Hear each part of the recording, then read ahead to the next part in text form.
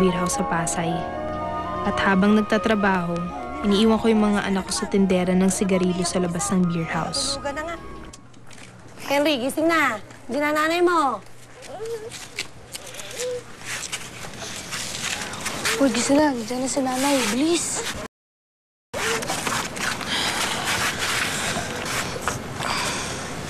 Oh, ano? Bakit ka umiyak dyan, ha? Nay, nagugutom na po ako. Ako rin po, Nay. Binigay po ni Aling Linda ng candy ang hinapunan namin, eh. Daan po tayo sa lugawan, Nay.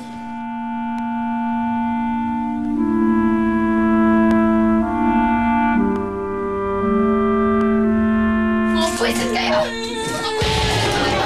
Wala naman akong balak sa inyo, eh!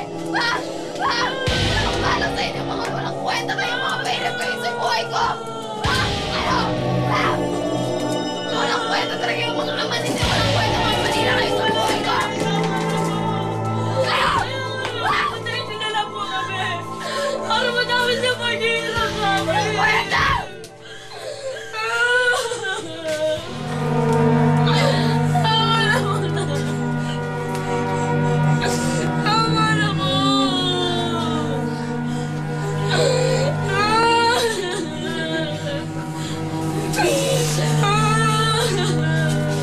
Hindi ko akalain na gano'n na palang hirap na dinadanas ng aking mga anak.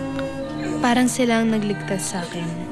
Imbes na ibili ko ng droga, ibinili ko na lang ng mga pangangailangan nila. Dito ko sinubukang tahakin ang daan papunta sa pagbabago.